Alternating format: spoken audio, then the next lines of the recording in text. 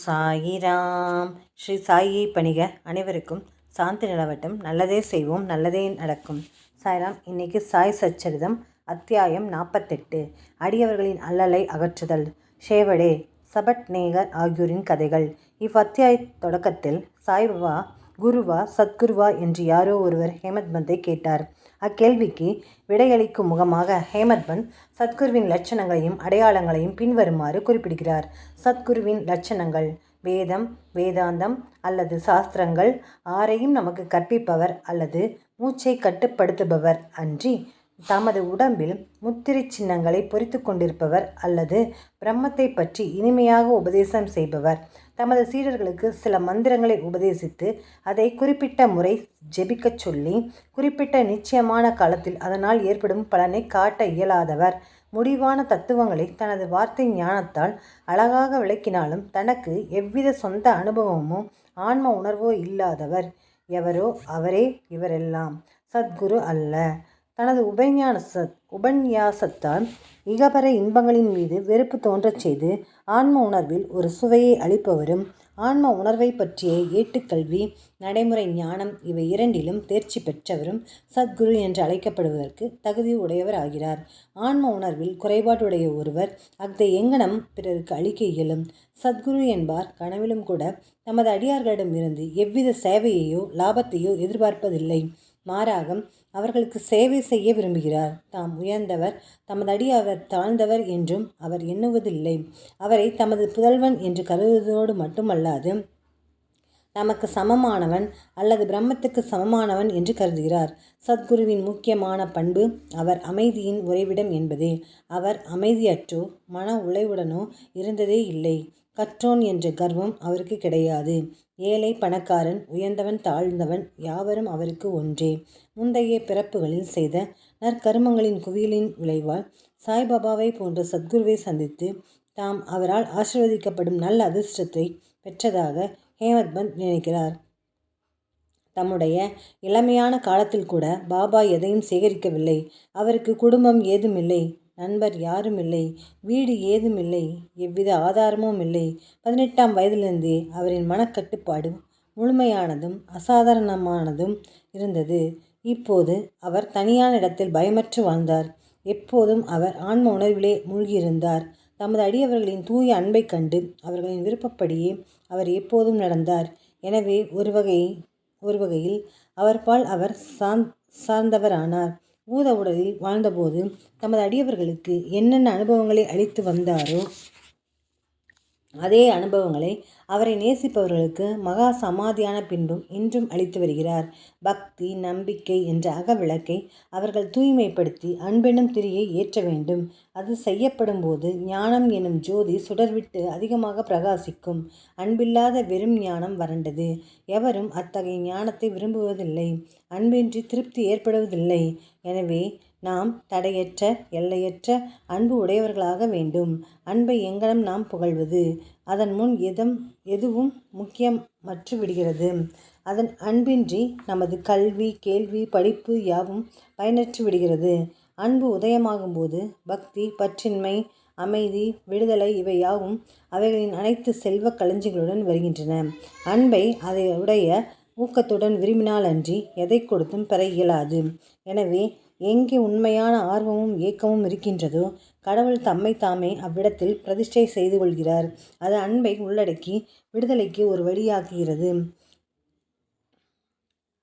இந்த அத்தியாயத்தில் முக்கிய கதைக்கு இப்போது திரும்புவோம். ஒரு ஞானியிடம் ஒரு மனிதன் தூய உள்ளத்துடன் அல்லது அவ்விதமன்றி சென்று அவரின் காலை பிடிக்கட்டும். முடிவாக அவன் காப்பாற்றப்படுவது உறுதி. இது பின்வரும் கதைகளால் விளக்கப்படுகிறது. ஷோவடே, லோலாப்பூர் ஜில்லா அக்கல்கோட்டை சேர்ந்த சபட்நேகர் வக்கீலுக்கு படித்து கொண்டிருந்தார். அவருடன் படிக்கும் ஷேவடே அவரை சந்தித்தார். மற்றும் பல மாணவ நண்பர்களும் ஒன்றாக கூடி தாங்கள் படிக்கும் பாடங்களை ஒப்பிட்டு பார்த்து கொண்டனர். அவர்களுள் ஏற்பட்ட வினா விடைகளிலிருந்து ஷேவடே என்பவர்தான் எல்லோரை காட்டிலும் பரீட்சைக்கு தயாரற்ற நிலையில் இருந்தார் என்று தெரிய வந்தது. எனவே மற்றவர்கள் அவரை கேலி செய்தனர். தாம் சரியாக படிக்கவில்லையாயினும் தமது சாய்பாபா இருப்பதால் தம்மை வெற்றியடைச் செய்வார் என்று தான் உறுதியாக அவர் நம்புவதாக கூறினார். சபட்நேகர் இக்கூற்றால் ஆச்சரியமடைந்தார். அவர் ஷேவடையை தனியாக அழைத்து கொண்டு போய் அவர் அவ்வளவு உயர்பட கூறும் சாய்பாபா என்பவர் யார் என்று கேட்டார். அகத் மகத் ஜிம்லா ஷீரடியில் உள்ள மசூதியில் பக்ரி ஒருவர் வாழ்கிறார். அவர் மிக பெரும் சத்புருஷர். மற்ற ஞானிகள் இருக்கலாம், ஆனால் இவர் ஒப்பற்றவர். முன்வினையில் பல நற்கர்மங்களின் பலன் பெருமளவில் குவிக்கப்பட்டு இருந்தாலன்றி ஒருவரும் அவரை பார்க்க முடியாது. நான் முழுமையும் அவரை நிச்சயம் நம்புகிறேன்.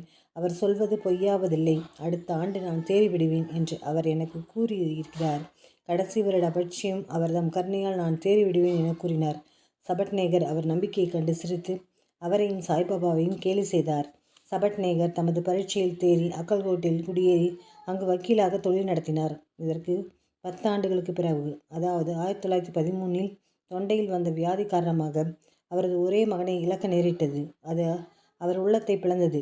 பண்டரிபுரம், கனகாப்பூர் போன்ற புனித சேத்திரங்களுக்கு அவர் சேத்ராடனம் செய்து அமைதியை தேடினார். அவருக்கு மன அமைதி கிடைக்கவில்லை. பின்னர் வேதாந்தம் கற்கத் தொடங்கினார். அதுவும் அவருக்கு பயனளிக்கவில்லை. இத்தருணத்தில் தமது நண்பரான ஷேவடே பாபாவை பற்றி கூறியதும் பாபாவின் மேல் அவருக்குள்ள நம்பிக்கையும் சபட்நேகர் நினைவு கூர்ந்தார். தாமும் ஷீரடிக்கு சென்று பாபாவை காண வேண்டும் என்று அவர் எண்ணினார். தம் தம்பி பண்டிட் ராவுடன் அவர் ஷீரடிக்கு சென்றார். பாபாவை தூரத்திலிருந்து கண்டு மிகவும் மகிழ்ச்சி அடைந்தார். அவர் அருகே சென்று வீழ்ந்து பணிந்து பக்தியுடன் ஒரு தேங்காயை முன்னே வைத்த போது போ வெளியே என்று பாபா கூச்சலிட்டார். சபட்நேகர் தலை குனிந்து கொண்டு பின்னால் நகர்ந்து போய் வேறு பக்கம் அமர்ந்திருந்தார். மேற்கொண்டு என்ன செய்ய வேண்டும் என்பதை அவர் யாரிடமாவது கலந்து ஆலோசிக்க விரும்பினார். யாரோ பாலாசிம்பியின் பெயரை குறிப்பிட்டார். சபட்நேகர் அவரை சந்தித்து அவருடைய உதவியை நாடினார். அவர்கள் பாபாவின் போட்டோக்களை வாங்கி கொண்டு அவற்றுடன் மசூதிக்குள் வந்தனர். பாலாசிம்பி ஒரு போட்டோவை எடுத்து பாபா கையில் கொடுத்து அது யார் போட்டோ என்று கேட்டார். பாபா சபட்நேகரை காண்பித்து இது அவரது காதலன் போட்டோ என்று கூறிவிட்டு சிரித்தார். எல்லோரும் சிரித்தனர். பாபாவை அச்சிரிப்பின் குறிப்பு என்ன என்று கேட்டுக்கொண்டே சபட்நேகரை முன்னால் வந்து தரிசனம் செய்து கொள்ளும்படி சமிக்ஞை செய்தார். சபட்நேகர் வீழ்ந்து கும்பிடத் தொடங்குகையில் பாபா மீண்டும் போ வெளியே என்று கூச்சலிட்டார். சபட்நேகருக்கு என்ன செய்வது என்றே புரியவில்லை. பின்னர் இருவரும் கைகோர்ந்து பாபாவின் முன் அமர்ந்து பிரார்த்தனை செய்தனர். பாபா முடிவாக சபட்நேகரை உடனே வெளியே போகும்படி கட்டளையிட்டார். இருவரும் வருத்தமடைந்து மனமுடைந்து போயினர். பாபாவின் ஆணைக்கு கீழ்ப்படிந்து வேண்டுமாதலால் மறுமுறை வரும்போது தரிசனம் செய்து வரவேண்டுமென்று பிரார்த்தனை செய்து கொண்டு சபட்நேகர் சோர்ந்த உள்ளத்துடன் வீடு திரும்பினார். திருமதி சபட்நேகர் ஓராண்டு ஓடியது. எனினும் அவர் மனம் அமைதியடையவில்லை. கனகாபூருக்கு சென்றார். அங்கு அவர் இன்னும் அதிகமான மனக்கலக்கத்தை அடைந்தார். பின்னர் ஓய்வுக்காக மாதேகாவன் சென்றார். பின்னர் முடிவாக காசிக்கு செல்ல தீர்மானித்தார். புறப்படுவதற்கு 2 தினங்களுக்கு முன் அவரின் மனைவி ஒரு கனவு கண்டாள். அக்கனவில் தான் ஒரு மண்பானையுடன் லக்ஷாஷவின் கிணற்றுக்கு போய் கொண்டிருப்பதாகவும் வேப்பமரத்தடியில் ஒரு துண்டை தலையில் கட்டிக்கொண்டு ஒரு பக்ரி அமர்ந்திருப்பதையும் அவள் அருகில் வந்து அன்புள்ள பெண்ணே, எதற்காக ஒன்றுமில்லாத ஆயாசம், நான் உனது பானையில் தண்ணீர் நிரப்பித் தருகிறேன் என்று கூறியதாகவும் கண்டாள். அப்பக்கரிக்கு பயந்து காளி பானையுடன் விரைவாக திரும்பிய போது அவரால் தொடரப்பட்ட தருணத்தில் தூக்கம் கலைந்து கண்ணை திறந்து பார்த்தாள். இக்கனவை தனது கணவனிடம் கூறினாள்.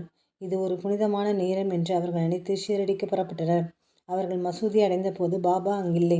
லெண்டி தோட்டத்திற்கு சென்றிருந்தார். அவர் திரும்பி வரும் வரையில் காத்திருந்தனர். அவர் திரும்பி வந்ததும் அவள் கனவில் கண்ட பக்ரியின் தோற்றம் பாபாவுடன் சரியாக ஒத்திருந்ததைக் கண்டு அவள் ஆச்சரியமடைந்தாள். பணிவுடன் அவள் பாபாவின் முன் வீழ்ந்து வணங்கிவிட்டு அவரை நோக்கி அமர்ந்திருந்தாள். அவளது பணிவைக் கண்டு பாபா மிகவும் மகிழ்ச்சியடைந்து அவருக்கே உரிய விசித்திரமான பாணியில் 3ஆமவர் ஒருவரிடம் ஒரு கதை சொல்லத் தொடங்கினார். எனது புயம், அடிவயிறு, இடுப்பு எல்லாம் நீண்ட நாட்களாக வலித்து கொண்டிருந்தன. பல மருந்துகளை சாப்பிட்டேன். வலி குறையவில்லை. மருந்துகள் எவ்வித நிவாரணத்தையும் அளிக்கவில்லை. ஆதலால் நான் மருந்துகளின் மேல் வெறுப்படைந்தேன்.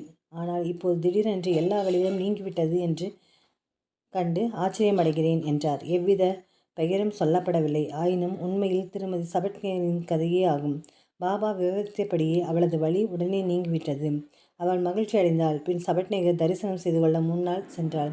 அவர் மீண்டும் முந்தையே வெளியே போ என்ற வார்த்தைகளுடன் வரவேற்கப்பட்டார். இந்த முறை அவர் தவறுக்கு வருந்துபவராகவும் இன்னும் விடாமுயற்சியுள்ளவராகவும் இருந்தார். தனது முந்தைய வினைகள் பாபாவின் அதிருப்திக்கு காரணம் என்று சொல்லி அதற்கு ஈடு செய்ய தீர்மானித்தார். பாபாவை தனியாக கண்டு தனது முந்தைய வினைகளுக்காக மன்னிப்பு கேட்டுக்கொள்ள முடிவு செய்து தனது தலையை பாபாவின் பாதத்தின் மீது வைத்தார். பாபா தமது கையை அவர் தலைமீது வைத்தார். பாபாவின் கால்களை சபட்நேகர் கீழே அமர்ந்து வருடத் தொடங்கினார். பின் ஆடு மேய்க்கும் ஆய்மகள் ஒருத்தி பாபாவின் இடுப்பை உட்கார்ந்து பிடித்துவிடத் தொடங்கினாள். பாபா தமக்கே உரிய பாணியில் ஒரு வணிகனின் கதையை சொல்லத் தொடங்கினார். அவனது வாழ்க்கை முழுவதிலும் ஏற்பட்ட மாறுதல்களை, அவனது ஒரே மகன் இறந்தது உட்பட அனைத்தையும் எடுத்துரைத்தார். பாபா கூறிக்கொண்டிருந்த கதை முழுவதும் தன்னுடையதே என்று அறிந்து சபட்நேகர் ஆச்சரியமடைந்தார். பாபாவுக்கு அதன் ஒவ்வொரு விவரமும் தெரிந்தது கண்டு ஆச்சரியமடைந்தார். அவர் நிறைப்பேரறிவுடையவர் என்றும் அனைவரின் இதயங்களையும் அறிந்திருப்பவர் என்றும் அறியலானார். இந்த எண்ணம் அவர் மனத்துக்கு வந்தபோது பாபா ஆடு மேய்க்கும் பெண்ணை நோக்கி சபட்நேகரை சுட்டி காண்பித்து, இந்த ஆள் அவரது குழந்தையை நான் கொன்றுவிட்டதாக என் மீது பழி சுமத்தி திட்டுகிறார். நான் மக்களின் குழந்தைகளை கொள்கிறேனா? ஏன் இவர் மசூதிக்கு வந்து அழுகின்றார்? நான் இப்போதே இதை செய்கிறேன். அதே குழந்தையை மீண்டும் அவரது மனைவியின் கருப்பையில் கொண்டு வந்து வைக்கிறேன் என்று கூறினார். இவ்வார்த்தைகளை சொல்லிக்கொண்டே தமது ஆசி நல்கும் கரத்தை அவர் தலைமீது வைத்து, இப்பாதங்கள் தொன்மையானவை, புனிதமானவை. இப்போது உனக்கு கவலை இல்லை. என் மீது முழு நம்பிக்கையும் வை. நீ சீக்கிரத்தில் உனது குறிக்கோளை எய்துவாய் என்று கூறி தேற்றினார்.